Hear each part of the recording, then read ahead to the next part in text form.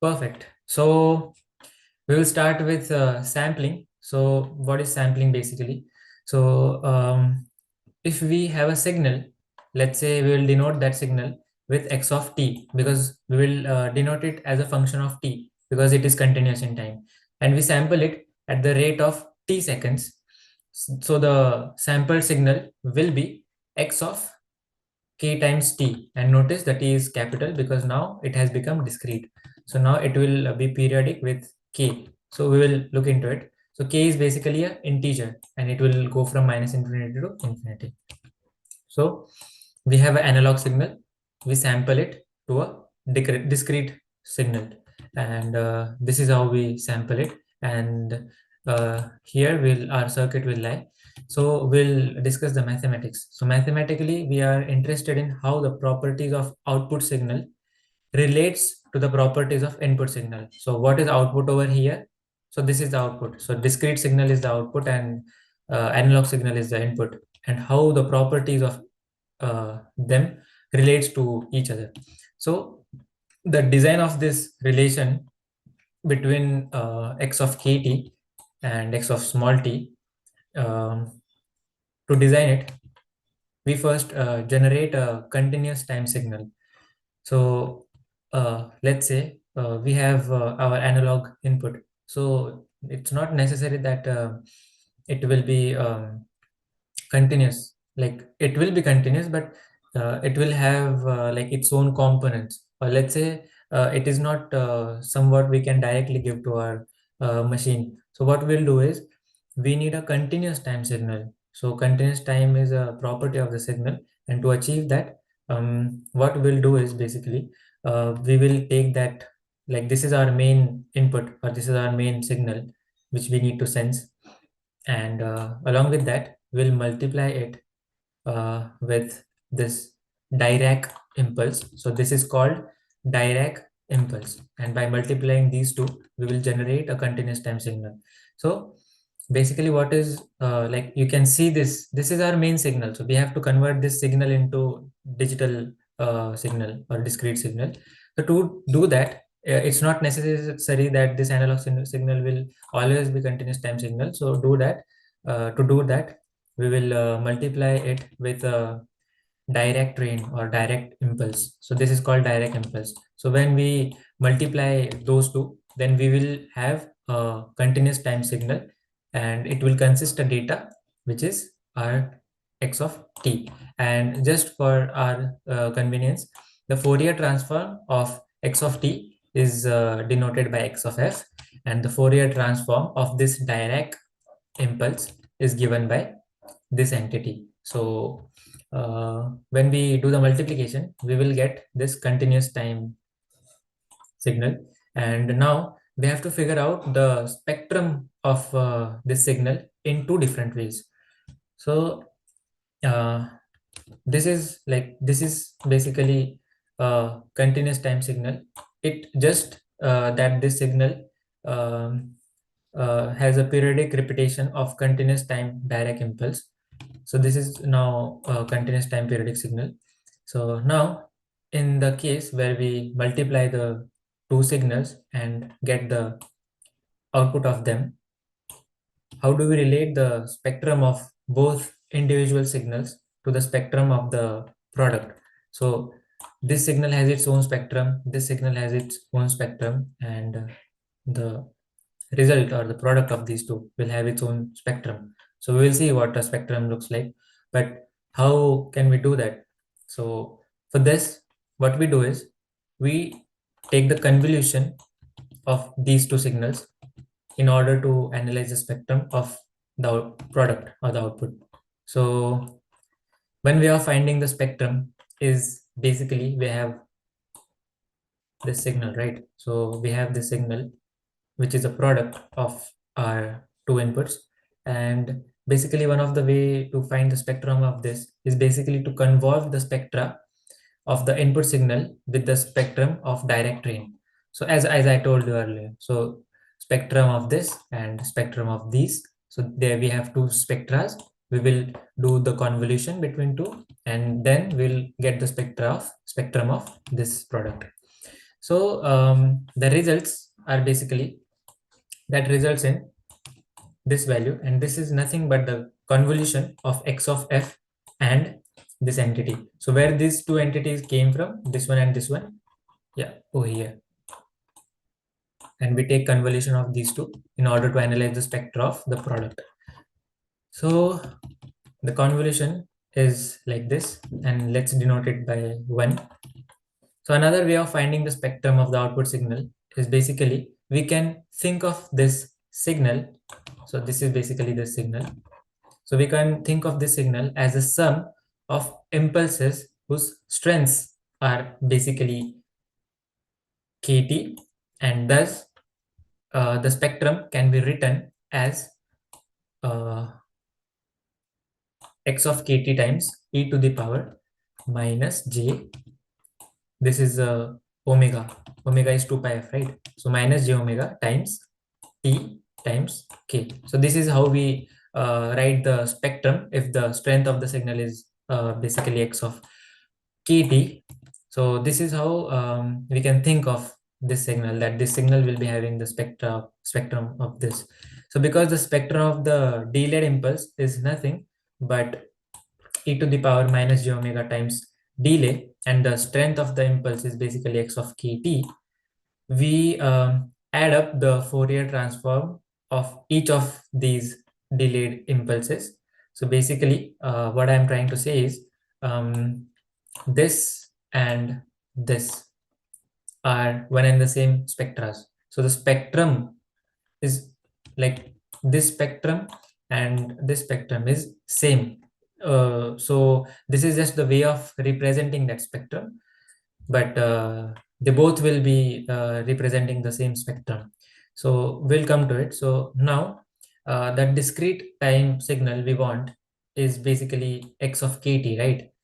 So this is the discrete time signal we want, and we try to relate the properties of this discrete time sequence to the properties of the continuous time signal, which was x of small t initially. And this discrete time sequence has a Fourier transform of, so basically this is a discrete time sequence, and it has like x of k large t, and it has a Fourier transform of this value. And this is discrete time Fourier transform of the sample sequence. So what is the sample sequence?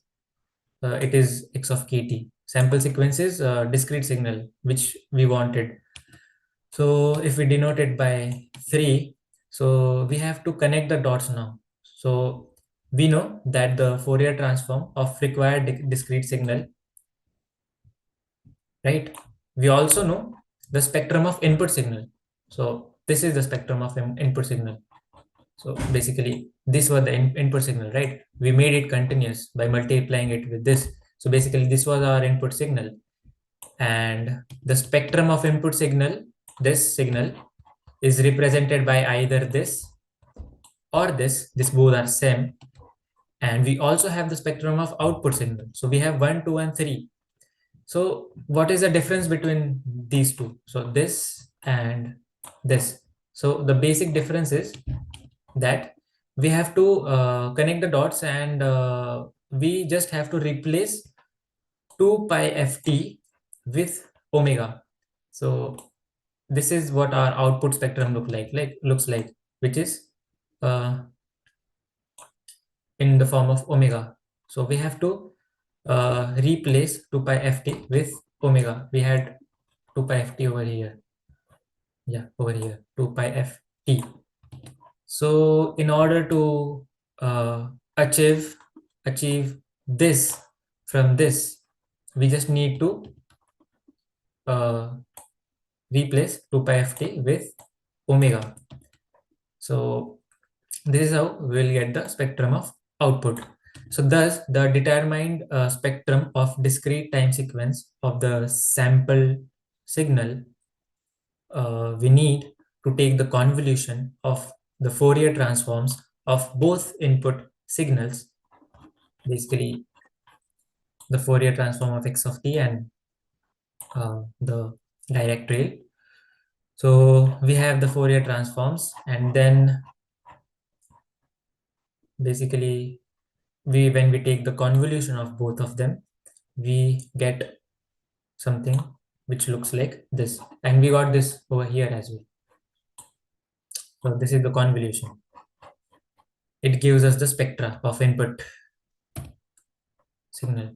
So this, if we realize the spectrum of this entity, so this is how it looks.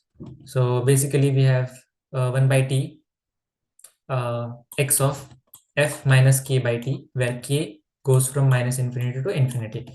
So this is for k equals to 1 by t. So when k is 1 by t, basically it's for x of f. This is for x of f plus 1 by t. This is for x of f minus 1 by t. So if you see, there is a period, and the signal is spectrum is, so basically the spectrum is periodic, with 1 by minus 1 by t, 0, 1 by t, 1 by 2t, 1 by 3t. So that's how it will work. So this is how the spectrum looks like, and this is the spectrum of this value over here. So this is the spectrum of the input, right? So now, in order to get the spectra of the discrete time sequence, so in order to get the spectra of the digital or the discrete domain, we need to replace f with omega by 2 pi t. We said over here, no? That we have to replace 2 pi ft with omega. So basically we have to replace f with omega by 2 pi t.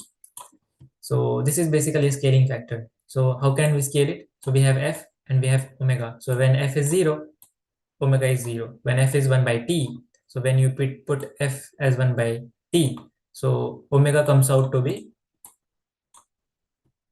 2 pi.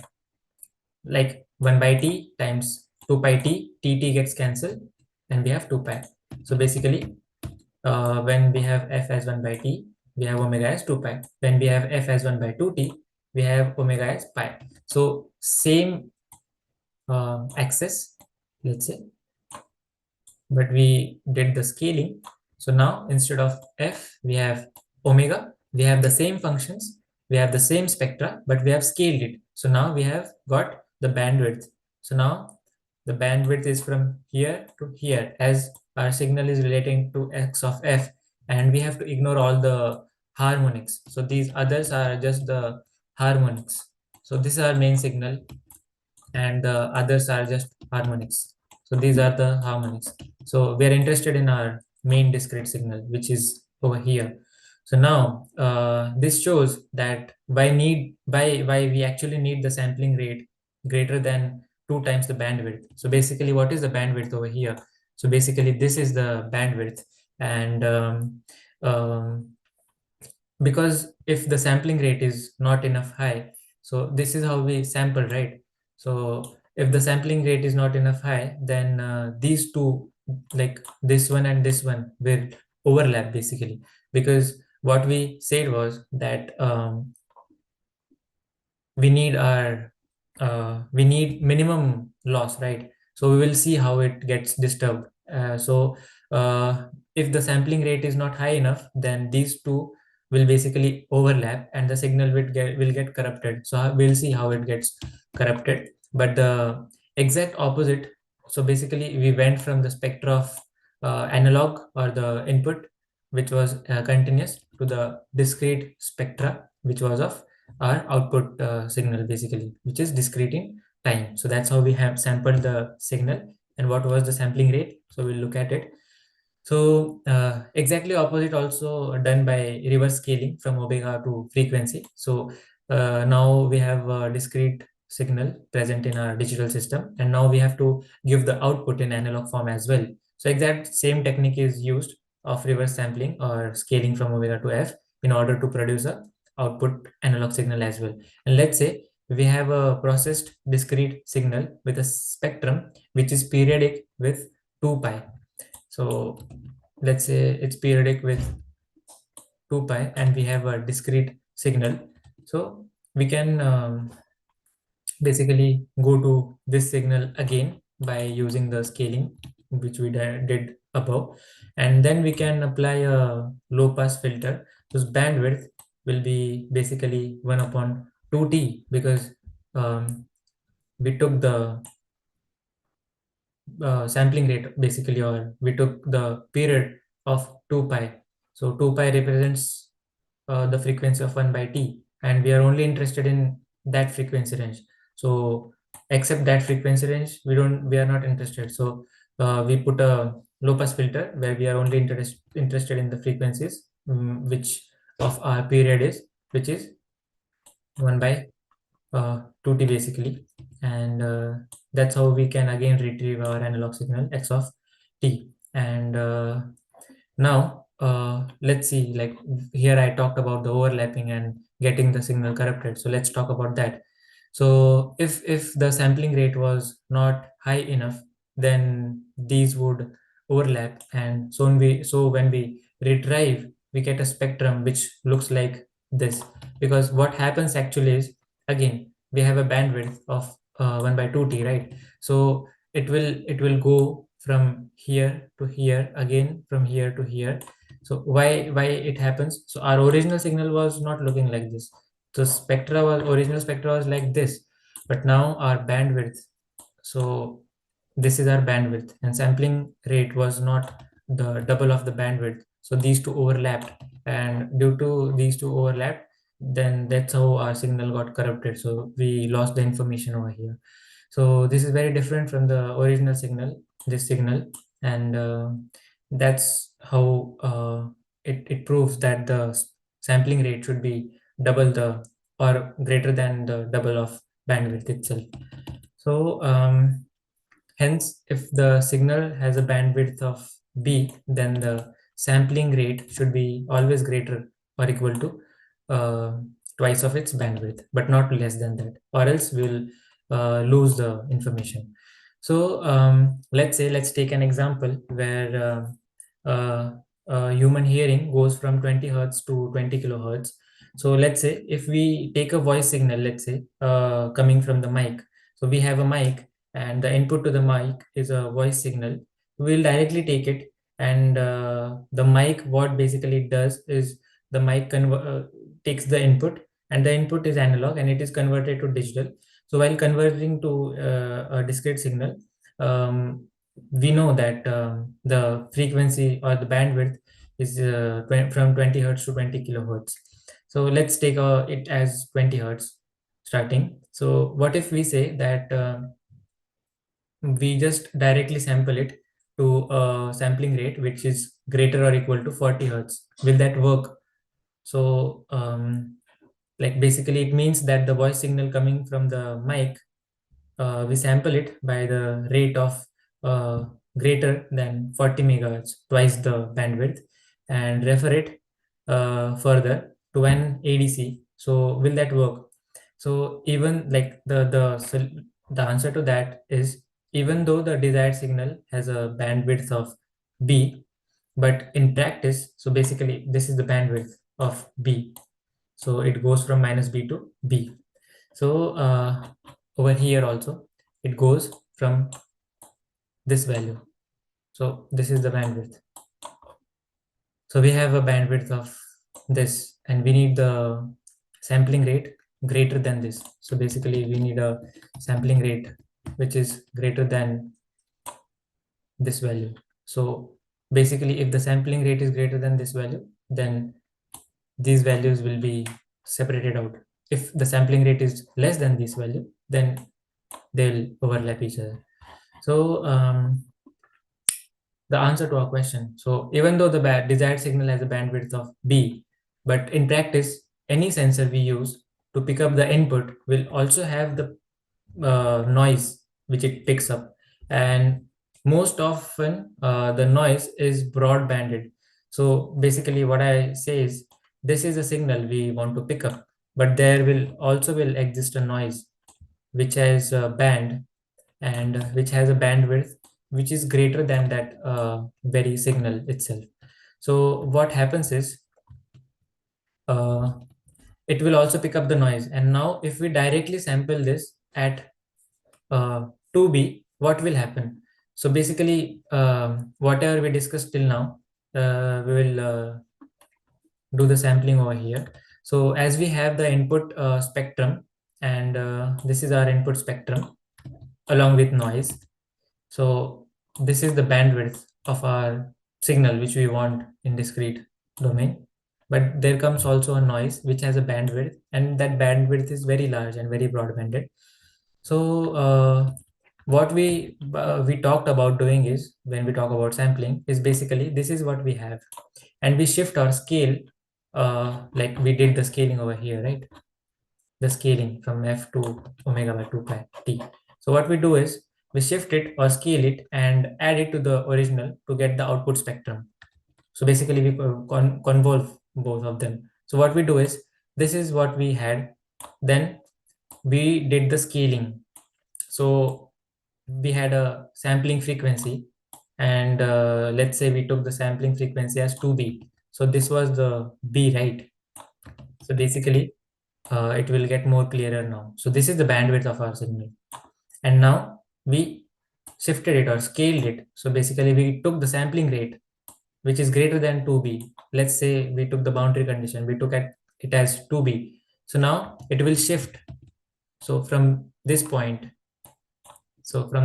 we have 1b, and this is where, so from minus b to 0 is b, and from 0 to b is 2b. So it shifted from this point to this point. So basically what we did was we took the sampling rate as 2b, and so basically 2b is in continuous time domain, right? So 2b represents 2 pi in discrete time domain. So basically this shifted to 2 pi. So how it represents? The way we saw here. So this is how we scaled it up. So what is basically is done over here is, we had our signal, we sampled it, and then we added both of them. So when we add both of them, so what happens actually? The noise gets piled up, and though now the noise is so much that we cannot differentiate between the noise and our actual signal. So in discrete time, noise will get piled up if we do the sampling as it is. So what to do? So does does it does not mean that if we got a signal of bandwidth, let's say b, then we directly sample it with bandwidth, like with the sampling frequency of 2b, and pass it to ADC. No, noise components from outside the bandwidth will all alias or fold back into the system. So they will alias. What alias means? So this is a phenomena, alias phenomena. So the noise will get aliased. So classic example of alias phenomena is, basically if we are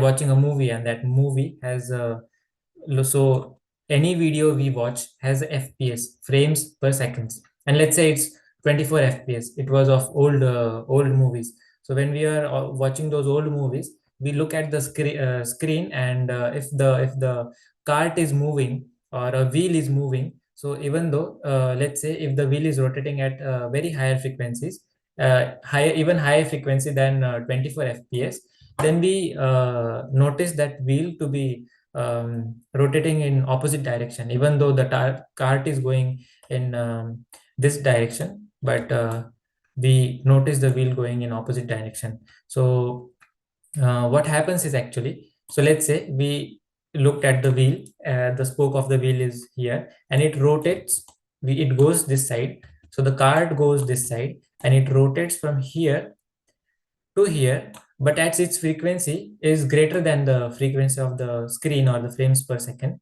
So what happens is, in first frame it was here, in second frame it moved from here till here, so it moved actually. But in second frame what we see is the spoke over here. So in first frame we saw the spoke over here, then in second frame, in third frame, so it actually feels like it is rotating in opposite side, but the cart is going in forward direction. So we think of it as a signal in opposite direction at a very low frequency. So basically this is what piling up of noise is, and this is how I showed you. So what to do? So hence we know that our signal is restricted to a bandwidth of b, and to prevent, so we know that our signal is of bandwidth b, and that will be of bandwidth b. To prevent the band noise aliasing into our band after sampling, we will put a low pass filter with a bandwidth of b. So before sampling or before providing it to ADC, what we'll do is we'll provide a band pass, low pass filter. So what with a bandwidth of B. So what will it do? So it will only capture the signal which has a bandwidth of B, and it will remove the noise which has other bandwidth, which is basically of higher bandwidth, so higher frequency. So the noise will be cancelled out, and we'll only be left with a signal. And then this low pass filter basically removes the noise which has the potential of aliasing basically. So when the noise is removed, then the signal is passed for sampling, and then we can sample it with the sampling rate which is greater than 2b. So this filter is over here is basically called anti-aliasing filter. And so while designing a system, we have to keep this in mind as well. So basically when we talk about sampling, so this block of sampling comes with a filter and then the sampling circuits. So that's all for this video. So now if you guys have any doubts, please let me know.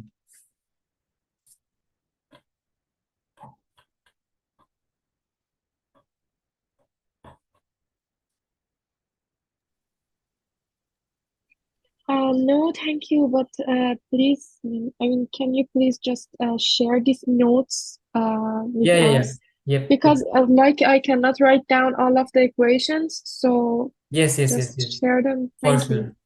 But yeah, like what we talked over here, so I took you through a derivation of what we actually need. So Nyquist has the scientists have invested so much of time in just coming up with the Nyquist criteria and all. So we need to know what it is. So basically, while designing a system, now we knew that yeah, if we want to sample, we need a low pass filter with the bandwidth of B. We need to sample it with a sampling frequency or frequency rate of greater than 2b. We know this, but while designing a system as an engineer, we need to know that if some differences happen in our system, so what factors to change and how does that factors, where does they come from, or how to modify them. And to know this, we had to go through all this derivation, I think. And while deriving it, it might sound somewhat confusing, but now that we know the end results or what we are trying to achieve, then when you go through this again, you'll feel it easy. So I think that's enough for this video. We'll discuss further in next video. So any doubts or any questions, please feel free to ask.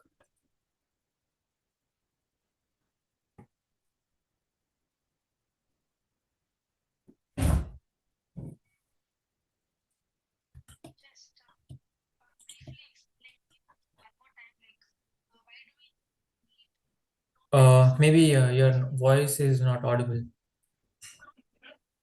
Oh, I'm sorry. Yeah. Yeah. So, why do we need two times the bandwidth? Just can you just briefly explain me once quickly? Yeah, why do we need two times the bandwidth? So basically, let's say we have an analog input, right? So this is the Yeah. spectra of input, and we Mm, convert it to digital. mm, So how do we know that the conversion has minimal loss of energy? Not energy, information. So if we convert that mm, digital signal again to analog, and if mm. it does not looks like the original signal, then we can say that there is, yes, there was a loss of information, right? Yeah. So let's say that while we convert this to discrete domain, we Mm, did not took the bandwidth twice the bandwidth of the original signal. So we did not took the sampling rate, which is not twice. So then how will our signal look like? So our spectrum of our output will look like this. How did we know? So this figure explains you. This was your mm. bandwidth, right? Yeah. This is a zero over here. So Mm. we have B, right? Yes. So total spectrum is 2B. So Mm, this input signal has a bandwidth of B, but the spectrum is of 2B. So what we do is we have our signal and we have our sampled. So basically we have our, we what we do, so over here, as I explained you, so the to analyze, to get the spectra of the output, we have to replace 2 pi ft with omega, right? Yes. So this was the spectra of our discrete signal, and this was the spectrum of our input signal, analog signal. So what is the difference between two? So to go from this to this, we have to just shift 2 pi ft to omega, right? Yeah. Yeah. So what we are doing basically is, see, so we are going from this input spectra to this output Mm. spectra, where we are shifting from minus 1 by t, 0, 1 by t. So these are harmonics of x of f minus 1 by t, x of f plus 1 by t. So we are Mm. interested in our first harmonic. So it shifted from this f, it shifted to omega. And what is the scaling factor? So we have to shift from f to omega by 2 pi t. So when we have f as 0, we had omega as 0. When we put f as 1 by t, so it was 1 by basically t. And when this t comes here, so t cancels, 2 pi comes Yeah. here, 2 so pi. omega is Mm. 2 pi. So when we have f as 1 by t, omega is 2 pi. So that's how when we have 1 by t, omega is, so sorry, omega is 2 pi. So then what Mm. comes the bandwidth? So let's say um, this is origin. So the 2 pi. bandwidth, the bandwidth is this, and the spectra is 2b, right? So Yes. now what we are doing over here, so we had our signal, then we did the scaling, and then we added Mm. these two to get the spectra. We did the convolution, right? We did the convolution to, now this is the spectrum of our output discrete signal. So it should not overlap. It should look like this. So this is the spectra of our discrete signal. So see, if the bandwidth of scaling was not greater than or equal to 2b, it is, so it is here. So basically it is here, right? We shifted from the, so the sampling was of 2b, so of b and 2b. So after 2b Yes. we are going here, right? And when we do the convolution, we get the discrete signal as this, right? So Mm. if the sampling frequency was lesser than 2b, then we would get like this. Yeah. Yeah. So if we get like this, so now if the sampling frequency is lesser than twice the bandwidth, then the discrete signal will look like this. So now if we want to again check, as I told you that this was our continuous signal, then we went to our discrete domain, and if to check that the discrete conversion is information has lost or not, we what we'll do, we'll again convert it to analog or continuous time, and if both look same, then no information was lost, right? So now Yes. if we convert this again to uh, continuous time, so how to do that? Again shifting, again same shifting, so shift from omega to f, right? So Yes. we do the scaling, then if we do the scaling of this spectra to this, it will look like this, but this was not the original signal at all, so there was information lost, right? So Yeah. that's how we come arrive at this condition that our sampling rate should be always greater than 2b. But again, we looked at this phenomena. So what we are saying, Mm. that we should first filter out the noise and then provide it Yeah. with bandwidth of 2b or greater than 2b. So that's how it is. So I think yeah, I cleared your doubt. Yeah. This low pass filter we have to add after converting it into discrete signal with noise. Right. No, before, like before sampling, we have to filter out the noise, right?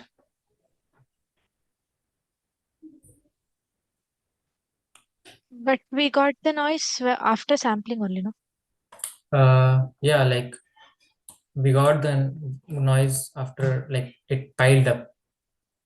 Hmm. So like yeah, we can do like the sequence can change, but uh we need a low pass filter as of now. While designing a system, the sequence is somewhat different, we'll arrive to it, but as of now we have to keep in mind that a filter comes with a sampling circuit. So that's what we have to keep in mind as of now. Okay. So yeah, then I think that's all for this video. Any further doubts? That's all from my side. Anya, Peter? Actually, I have to review the equations and then I will ask you Yeah, if I have any question. Thank you. perfect. Fine. Yeah,